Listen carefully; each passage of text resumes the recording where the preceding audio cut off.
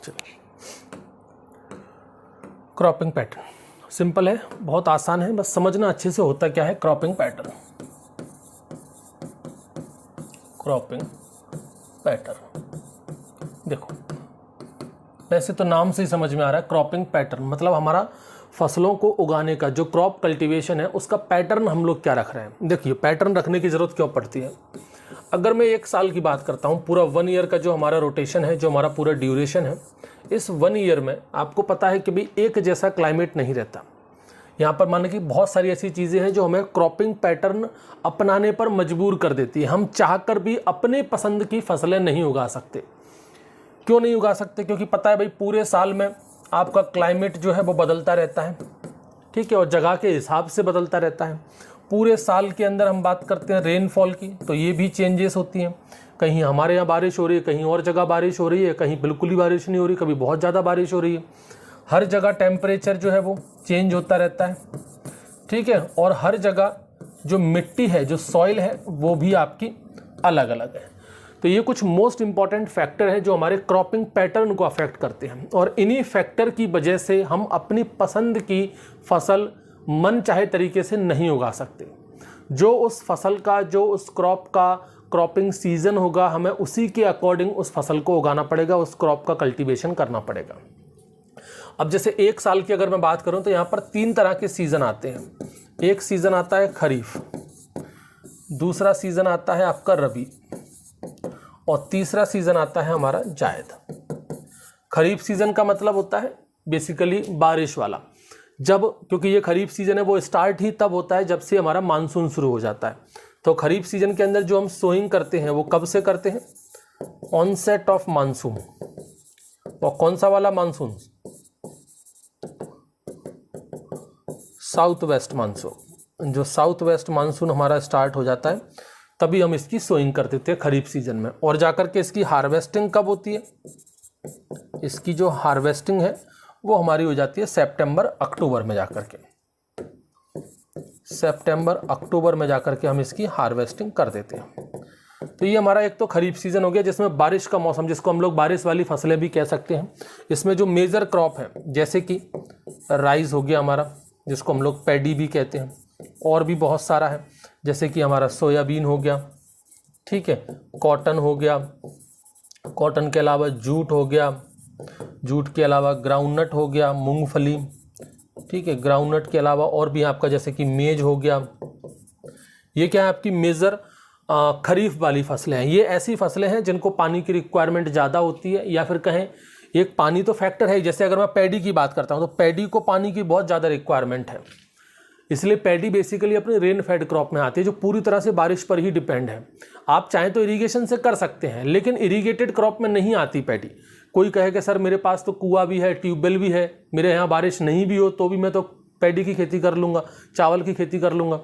तो आपके irrigated condition में खेती कर देने से वो चावल इरिगेटेड क्रॉप नहीं मानी जाएगी, वो रेन फेड ही मानी जाएगी, क्योंकि पूरे इंडिया में चावल की जो खेती होती है वो बारिश पर ही डिपेंड है। क्योंकि चावल की खेती में इतना ज़्यादा पानी लगता है, वो तो आपके पास भाई अवेलेबल है इरिगेशन, आपके पास ट्यूबवेल है, कुआं है, तो आपने इरिगेशन देकर के चावल की खेती कर ली। अगर यही सिस्टम पूरे इंडिया में चला दें कि भाई बारिश नहीं होगी, एक काम करो, सभी पूरे इंडिया में जितने भी फार्मर हैं वो सब लोग चावल की खेती इरिगेशन से ही करें, तो आप सोच भी नहीं सकते हमारे देश के सारे कुएं खाली हो जाएंगे, सारे हैंडपंप, सारे ट्यूबवेल, जितनी भी अपनी नहरें गुजर रही हैं ना, वो सब खत्म हो जाएंगी, क्योंकि चावल की खेती में इतना पानी लगता है। इसलिए चावल की खेती को इरिगेशन से करना वो पॉसिबल नहीं है।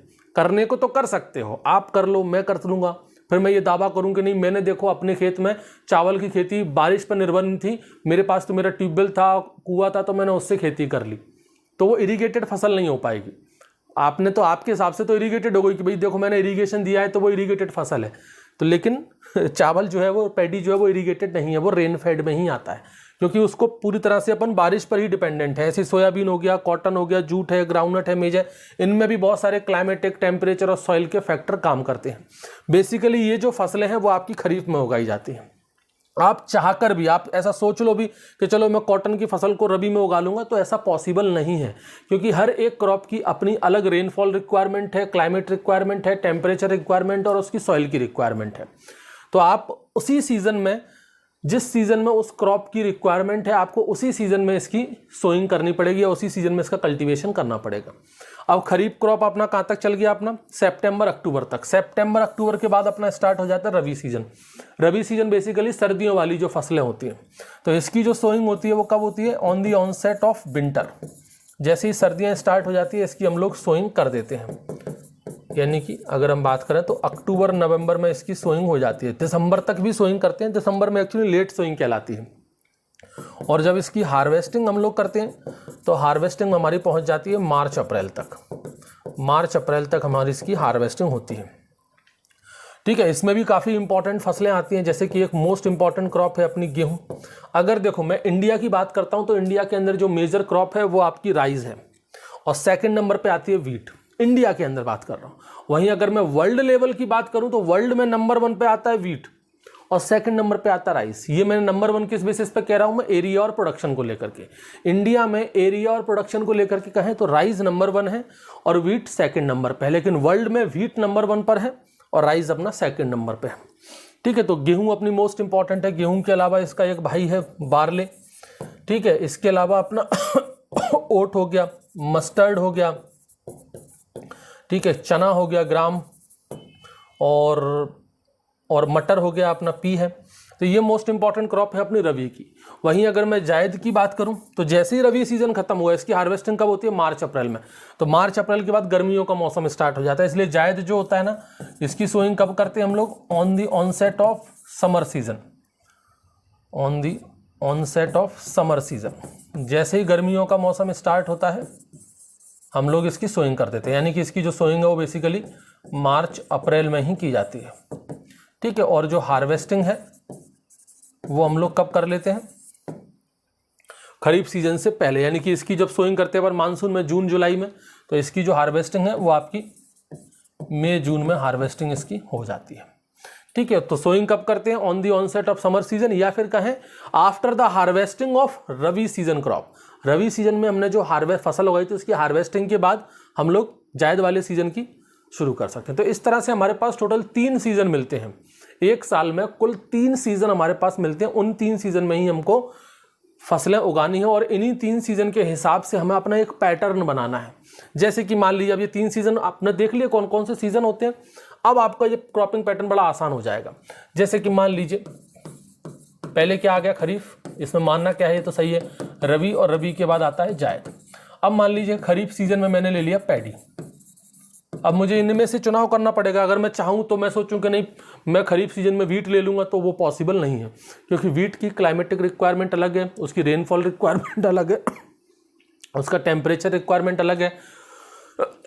ठीक है, तो हमें खरीफ के लिए खरीफ वाली फसलों में से ही चुनाव करना पड़ेगा।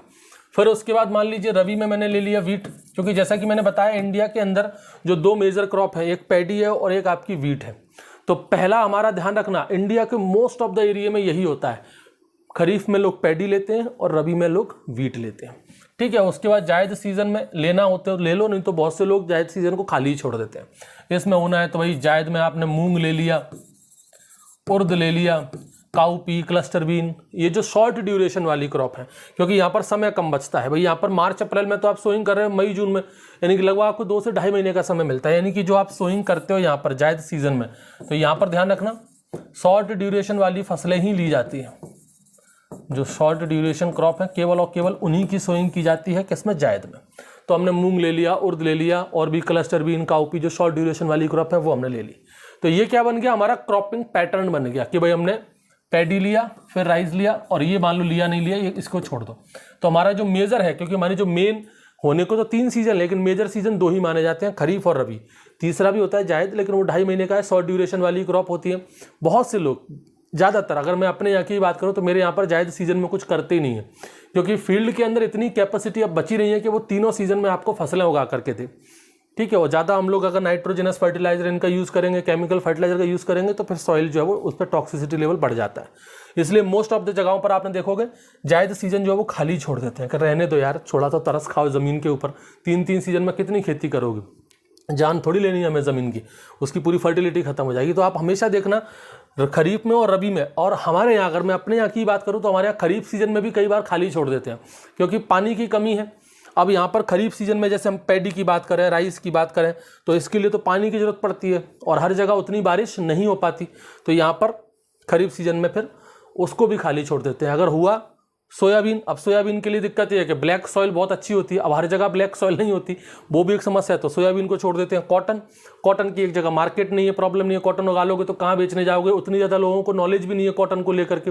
मुझे नहीं लगता क्या है, मैं कन्फर्म कह सकता हूँ मेरे गाँव में आज तक किसी किसान ने कॉटन जूट ये किया ही नहीं है, उनको पता ही नहीं है कॉटन की खेती कैसे होती है। मूंगफली की खेती जरूर होती है लेकिन वो छोटे से पैमाने पर होती है, ज़्यादा बड़े लेवल पर नहीं होती। मक्के की खेती भी बहुत ना के बराबर होती है हमारे यहाँ, बाकी के और एरिया में होती होगी, ठीक है। तो इसी तरह का जैसा हमारे यहाँ हाल है ऐसी दूसरों के यहाँ पर भी सेम ऐसा ही हाल है।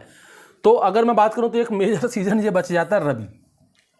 तो यहाँ पर दो ही बस ऐसी क्रॉप है, एक है आपका वीट और यहाँ पर है आपकी पैडी, जहाँ पर सबसे ज़्यादा इस पर फोकस होता है।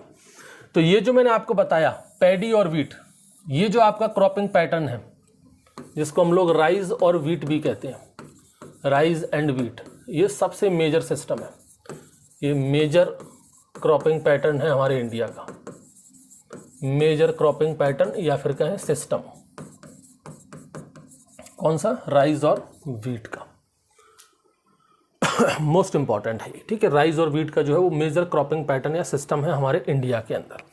अब ये तो अब देखो यहाँ पर 3 सीजन हो गए, तो क्रॉपिंग पैटर्न समझ गए आप। क्रॉपिंग पैटर्न आपका यही होता है कि पूरे साल भर में हमारे पास जो ज़मीन है उस पर हम लोग क्या पैटर्न अपना रहे हैं क्रॉप का सीजन वाइज, और वहाँ पर कौन कौन से फैक्टर अपन डिपेंड कर जाते हैं। एक तो क्लाइमेट असर, क्लाइमेट रहता है आपका, रेनफॉल रहता है, टेम्परेचर रहता है और सॉइल रहती है। अब अगर मैं इंडिया की बात करता हूँ तो हमारे इंडिया के अंदर जो क्लाइमेट है, अगर मैं एग्रीकल्चर के लिए बात करता हूँ, जो एग्रो क्लाइमेटिक जोन है वो टोटल 15 हैं। कितने हैं भाई?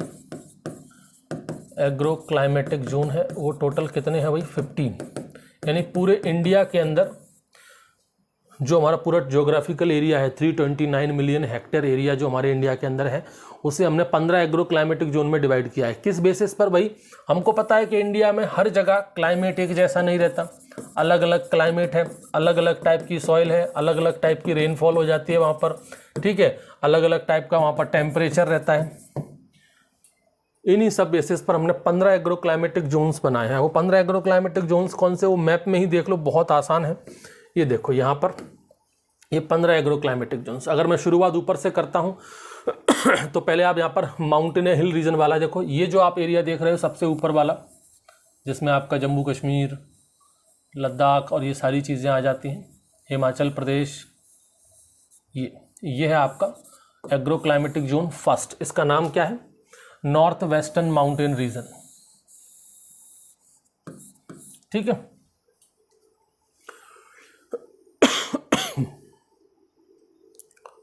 या फिर मैं आपको और अच्छा दिखाऊं एग्जैक्ट, एक मिनट, चलो भाई आ जाओ गूगल पे, और भी आपको एक अच्छा वाला दिखाते हैं। ये कैसा रहेगा? ये वाला ठीक है, इसमें आपको ज़्यादा दिक्कतें नहीं आएगी। यहीं देख लो क्या दिक्कत है। ये कौन सी वेबसाइट ओपन होगी भाई? अरे अपना डायग्राम दिखा दो बस आप। तो ये देखो भाई, यहाँ से देख लेते हैं। तो ये 15 एग्रो क्लाइमेटिक जोन है। यहाँ पर हम ऊपर से शुरुआत करते हैं। तो सबसे पहले हम यहाँ पर हिमालयन जोन की बात करें तो हमारे पास 2 हिमालयन जोन है, एक सबसे ऊपर और एक अपना ईस्टर्न रीजन में। सबसे ऊपर वाला जो हिमालयन जोन है ये आपका रहा जम्मू कश्मीर और आपके ये हिमाचल प्रदेश वगैरह, लेह लद्दाख सब इसमें आ जाता है। ये फर्स्ट है, इसको कहते हैं हम लोग वेस्टर्न हिमालयंस। उसके बाद जो दूसरा है वो आपका इधर है, इसमें अपने 7 सिस्टर्स वगैरह आ जाते हैं, ये भी अपना पहाड़ी क्षेत्र है, इसको कह देते हैं ईस्टर्न हिमालयंस, ठीक है। तीसरा जो है हमारा, फिर यहाँ पर देखो पूरा की पूरा एक पूरा पट्टी चलेगी, यहाँ पर नीचे से शुरू करते हैं। तीसरा आपका है ये पूरे आपके गंगेटिक प्लेन है। गंगेटिक प्लेन इसलिए कहते हैं क्योंकि यहाँ से गंगा नदी बहती है और यहाँ तक आती है, तो ये पूरा गंगा रिवीजन, क्योंकि यहाँ पर जो मेजर सोर्स है इरिगेशन का वो गंगा नदी ही है, ठीक है। तो यहाँ से ये पूरा रीजन वो गंगेटिक प्लेन में आता है। उसको 4 पार्ट में डिवाइड कर दिया। क्या हो गया? 4 पार्ट में हमने उसको डिवाइड कर दिया। ये कहाँ आ गए भाई? हाँ, 4 पार्ट में डिवाइड किया। यहाँ से शुरू करेंगे। सबसे निचला हिस्सा जो है ये है आपका lower Gangetic plain, flood prone area है, सबसे ज़्यादा बाढ़ वगैरह इसी में आती है, लोअर गंगेटिक प्लेन। उसके ऊपर अगर जैसे हम चलेंगे 4th नंबर पे आता है आपका मिडिल गंगेटिक प्लेन। बेसिकली इसके अंदर आपका जो बिहार है और आपका उत्तर प्रदेश का कुछ हिस्सा इसके अंदर आता है फोर्थ में, मिडिल गंगेटिक प्लेन में। मिडिल गंगेटिक प्लेन के बाद फिर ऊपर आ जाता है अपर गंगेटिक प्लेन, और सबसे टॉप पर जिसमें अपना पंजाब और ये हरियाणा वगैरह के जो मेजर एरिया हैं, सबसे ज़्यादा जो अपनी क्रॉपिंग इंटेंसिटी है वो यहीं पर है, छठवें वाले में, जिसको कहते हैं अपन ट्रांस गंगेटिक प्लेन। ठीक है, फिर अपने आते हैं पठारी रीजन पर। पठारी रीजन में अपना ये सातवां जो आप देख रहे हैं eastern plateau and hill zone, क्योंकि ईस्टर्न तरफ है तो eastern plateau and hill zone. फिर अपना ये सेंटर वाला हिस्सा है, इसको कह देते हैं central plateau and hill zone. फिर उसके नीचे आते हैं तो ये है आपका western plateau and hill zone. फिर सबसे नीचे ये साउथ वाला पड़ जाता है 10वें नंबर पर, इसे कहते हैं southern plateau and hill zone. फिर उसके बाद दो कोस्टल रीजन है, इस तरफ भी समुद्री एरिया है और इस तरफ भी समुद्री एरिया है। इस तरफ वाला जो है ये जो आप देख रहे हैं ये है eastern coast plain and hill zone. इस तरफ वाला जो है ये है आपका west coast plain and hill zone. अब दो चीज़ बचती है, एक आपका गुजरात वाला बचता है, तो ये आपका गुजरात प्लेन एंड हिल, और ये 14th वाला है आपका वेस्टर्न ड्राई जोन, जिसमें बेसिकली आपका राजस्थान मेजर एरिया कवर करता है। और यहाँ पर एक लास्ट पड़ता है अपना 15वां आइलैंड जोन, जिसमें अंडमान निकोबार लक्षद्वीप वगैरह आते हैं। ठीक है, अंडमान निकोबार उधर है, लक्षद्वीप इधर है। ठीक है, तो ये अपना बेसिकली अंडमान निकोबार वाला जो आइलैंड है उसी में अपना आता है 15वां एग्रो क्लाइमेटिक जोन। तो टोटल अपने 15 एग्रो क्लाइमेटिक जोन्स हैं। किस बेसिस पर? क्लाइमेट के बेसिस पर, सॉइल के बेसिस पर, क्योंकि हर जगह क्लाइमेट अलग है, सॉइल अलग है, रेनफॉल अलग है, टेम्परेचर अलग है। तो इन सभी के अंदर जो क्रॉपिंग सिस्टम है वो भी अलग अलग रहेगा। जैसे कि मैंने बताया कि भाई इंडिया के अंदर जो मेजर क्रॉपिंग सिस्टम है वो क्या है, राइस और व्हीट का है। अब अगर मान लीजिए मैं आपको राजस्थान वाले हिस्से में ले जाऊं और आपसे कहूं कि राइस व्हीट वाला क्रॉपिंग सिस्टम क्या वहां फॉलो कर पाओगे? कतई नहीं फॉलो कर पाओगे। राइस कैसे कल्टीवेट कर सकते हो? तो जो क्रॉपिंग सिस्टम है ना, क्रॉपिंग पैटर्न है, वो आपका अलग अलग रहेगा, हर एक डिफरेंट। मतलब एग्रो क्लाइमेटिक जोन तो 15 है, लेकिन अगर मैं जगह के हिसाब से बात करूं तो जो क्रॉपिंग सिस्टम है, जो क्रॉपिंग पैटर्न है, वो आपका डिफरेंट हो जाएगा। 15 से भी ज़्यादा आपके अलग अलग क्रॉपिंग पैटर्न हो जाएंगे। तो कुछ मोस्ट इंपॉर्टेंट क्रॉपिंग पैटर्न मैं आपको यहाँ पर बता रहा हूँ, उसको आप देखिए। जैसे कि अगर हम बात करें, सबसे पहला तो अपना ये राइस व्हीट वाला ही, राइस व्हीट क्रॉपिंग पैटर्न, या फिर इसी को हम लोग लिख सकते हैं क्या, क्रॉपिंग सिस्टम। तो ये राइस व्हीट क्रॉपिंग सिस्टम ये कहाँ कहाँ पर है? सबसे ज़्यादा एरिया जो इसमें कवर है वो है आपका उत्तर प्रदेश, पंजाब, हरियाणा, वेस्ट बंगाल, मध्य प्रदेश। ठीक है, ये जो है आपका वो राइस व्हीट क्रॉपिंग पैटर्न, जो कि सबसे ज़्यादा एरिया कवर करता है आपका उत्तर प्रदेश, पंजाब, हरियाणा। लेकिन इसका मतलब ये नहीं कि पूरे उत्तर प्रदेश में आपका राइस व्हीट ही चलेगा, ऐसा कतई नहीं है। ठीक है, कहीं पर, क्योंकि उत्तर प्रदेश में और भी अलग अलग क्रॉपिंग पैटर्न, लेकिन ये राइस व्हीट वाला जो अपन को बेसिकली कहाँ मिलेगा, एक उत्तर प्रदेश में देखने को मिलेगा, पंजाब में देखने को मिलेगा, हरियाणा में देखने को मिलेगा, वेस्ट बंगाल में देखने को मिलेगा, और मध्य प्रदेश में भी देखने को मिलेगा। ऐसे अगर हम बात करें, अब जैसे आप कहोगे उत्तर प्रदेश कहीं और नहीं आना चाहिए, दूसरे क्रॉपिंग सिस्टम में भी उत्तर प्रदेश का एग्जाम्पल आएगा। जरूरी नहीं कि पूरे उत्तर प्रदेश में यही चलेगा, लेकिन ये वाला जो सिस्टम है वो आपको उत्तर प्रदेश में मिलेगा। लेकिन इसके अलावा और भी क्रॉपिंग सिस्टम है जो उत्तर प्रदेश, पंजाब और हरियाणा में मिलते हैं। तो ये आपके एग्जाम्पल और आगे भी रिपीट हो सकते हैं। अब पहला आपका ये तो मेजर वाला हो गया, सबसे इंपॉर्टेंट यही है।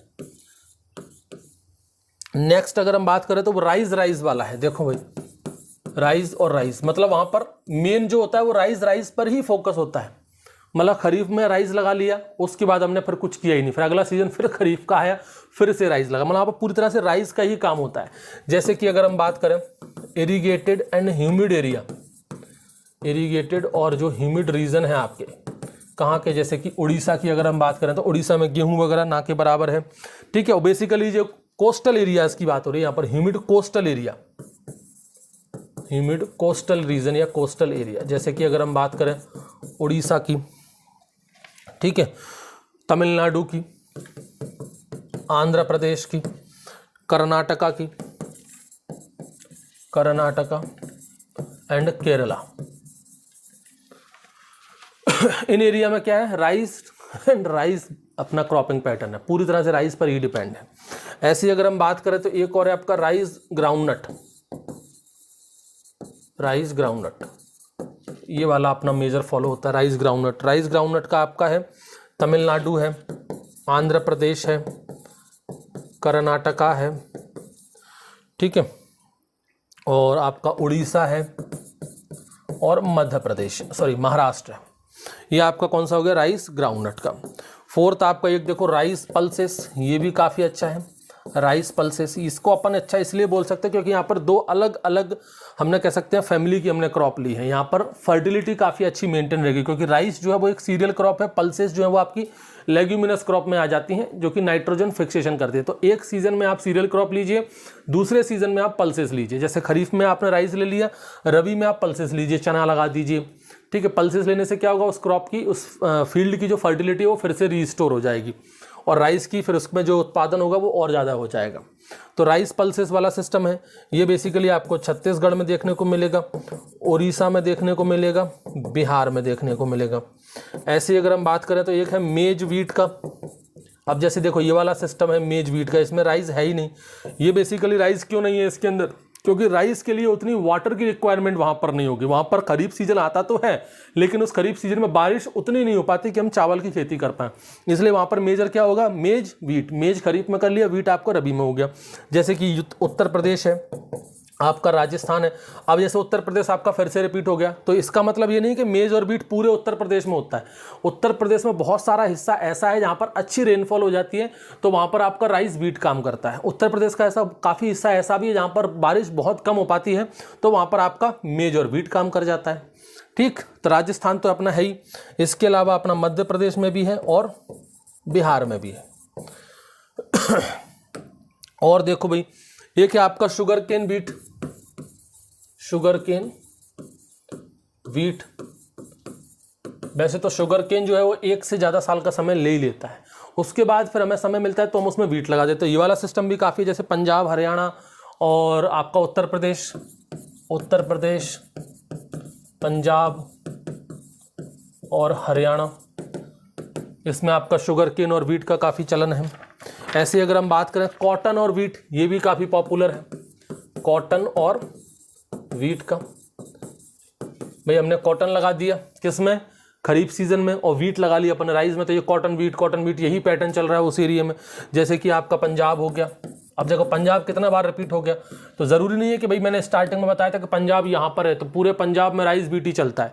पंजाब में और भी चीज़ें चलती हैं। पंजाब में राइस व्हीट तो है ही, पंजाब के कुछ हिस्से में, कुछ एरिया में आपका शुगर केन व्हीट भी होगा, कुछ हिस्से में आपका कॉटन व्हीट भी हो रहा होगा। तो यहाँ पर हम जैसे पंजाब हो गया, हरियाणा हो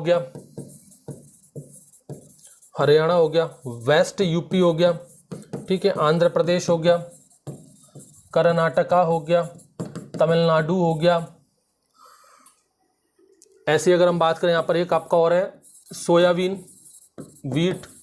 ये सोयाबीन व्हीट देखो भाई, मध्य प्रदेश में जो मालवा रीजन है वो, और आपका महाराष्ट्र बहुत ज़्यादा पॉपुलर है, बहुत पॉपुलर। मतलब वहाँ पर राइस तो आप भूल ही जाओ, वहाँ पर सोयाबीन ही सोयाबीन, क्योंकि वहाँ पर ब्लैक सॉइल वाला डोमिनेटिंग एरिया है, और ब्लैक सॉइल है तो खरीफ सीजन में फिर सोयाबीन से अच्छा कुछ है ही नहीं। सोयाबीन की खेती करो, भरपूर उत्पादन मिलता है। तो सोयाबीन और व्हीट की अगर हम बात करें तो एक तो मोस्ट इंपॉर्टेंट इसमें मध्य प्रदेश है ही। मध्य प्रदेश में भी अगर हम बात करें तो जो मालवा रीजन है मध्य प्रदेश का, महाराष्ट्र बॉर्डर से अटैच जो रीजन है आपका, वो तो बहुत ज़्यादा डोमिनेटिंग है क्योंकि ब्लैक सॉइल से भरमार है यहाँ पर। ठीक है, तो और आपका महाराष्ट्र है, मध्य प्रदेश और महाराष्ट्र का जो बॉर्डर है ना, वहाँ पर तो मतलब सोयाबीन का खरीफ सीजन में लोग सोयाबीन के अलावा कुछ सोचते ही नहीं है, सोयाबीन लगाओ आप तो। और आपका राजस्थान, ठीक है, यहाँ पर आपका सोयाबीन और व्हीट का है। ऐसे और हम बात करें तो एक आपका लेग्यूम बेस्ड होता है, लेग्यूम बेस्ड क्रॉपिंग पैटर्न। जैसे कि हम बात करें पल्सेस और ऑयल सीड, पल्सेस और ऑयल सीड के भाई खरीफ सीजन में कोई भी पल्स लगा लो और रबी सीजन में कोई भी ऑयल सीड की खेती करो। जैसे कि आपका मध्य प्रदेश हो गया, गुजरात हो गया, महाराष्ट्र हो गया, आंध्र प्रदेश हो गया, कर्नाटका हो गया। ठीक है, जैसे कि आपका पल्सेस में आपका खरीफ सीजन में मान लिया हमने पिजन पी लगा लिया, और वहाँ पर ऑयल सीड में अपने मस्टर्ड लगा लिया। ठीक, इस तरह की चीज़ें, तो लेग्यूम बेस्ड हो गया आपका। अब यहाँ पर लेग्यूम में ध्यान रखना, ये पल्सेस तो है ही। अब यहाँ पर पल्सेस में आप सोयाबीन का भी यूज़ कर सकते हैं। अब आप कहोगे सर सोयाबीन पल्सेस नहीं है, लेकिन सोयाबीन लेग्यूम तो ज़रूर है। शायद आपको पता होगा, soybean is not a pulses crop, soybean pulses नहीं है, सोयाबीन लेग्यूमिनस है। देखो पल्सेस, ऑयल सीड, ये बेसिकली जो क्लासिफिकेशन है ये मैंने पढ़ाया हुआ है, आप देख लेना। ये जो क्लासिफिकेशन है वो किस बेसिस पर है, इकोनॉमिक इंपॉर्टेंस के बेसिस पर, कि जिस फसल को आप उगा रहे हो, जिसका आप कल्टीवेशन कर रहे हो, आप किस लिए कर रहे हो, ऑयल के लिए कर रहे हो या दाल के लिए कर रहे हो या सीरियल्स क्रॉप के लिए कर रहे हो, उस बेसिस पर है। जैसे सोयाबीन है, सोयाबीन के अंदर 20% ऑयल होता है मात्र, लेकिन जो प्रोटीन है वो 40 से 42% तक होता है। तो लोग कहेंगे सर प्रोटीन 40 से 42% है सोयाबीन का, तो इसको तो एज अ पल्स की तरह यूज़ करना चाहिए। भाई दाल हम क्यों खाते हैं? प्रोटीन के लिए। लेकिन सोयाबीन की दाल कोई नहीं खाता। आप लोगों ने भी शायद ज़िंदगी में कभी नहीं खाई होगी, ना खानी चाहिए, क्योंकि इसके अंदर थोड़ा सा एक ऑफ फ्लेवर आता है। इसकी अगर दाल बनाओगे भी ना तो इसमें एक ऑफ फ्लेवर आता है। इसके अंदर टैनिन पाया जाता है, एक बायोऑक्सीडेज एंजाइम होता है जो एक ऑफ फ्लेवर प्रोड्यूस करता है। आप खाओगे तो आपको हीक आएगी, मतलब आप खा ही नहीं सकते वो दाल, बेकार, बहुत बेस्वाद दाल बनेगी। इसलिए सोयाबीन का जो प्रोडक्शन होता है वो बेसिकली ऑयल के लिए होता है, क्योंकि इसमें से अपन 20% ऑयल निकाल देते हैं, इसलिए सोयाबीन ऑयल ज़्यादा पॉपुलर है। तो सोयाबीन है तो एक leguminous crop, soybean nitrogen fixation करती है, लेकिन उगाते हम उसको ऑयल सीड की तरह है, ना कि पल्सेस की तरह। ऐसे और भी हैं, जैसे अपना ग्राउंडनट हो गया। ग्राउंडनट है तो ग्राउंडनट क्या है? आपका ऑयल सीड है। ग्राउंडनट क्या है? ऑयल सीड है, लेकिन लेग्यूमिनस क्रॉप है। तो ऐसे भी बहुत सारे एग्जाम्पल हैं जो लेग्यूमिनस क्रॉप है लेकिन पल्स नहीं है, पल्स इसमें नहीं आते। तो ये कुछ मोस्ट इंपॉर्टेंट हैं आपके क्रॉपिंग पैटर्न। इन क्रॉपिंग पैटर्न को आप लोग याद रखिएगा, इनके नोट्स जरूर बना लीजिएगा। Thank you.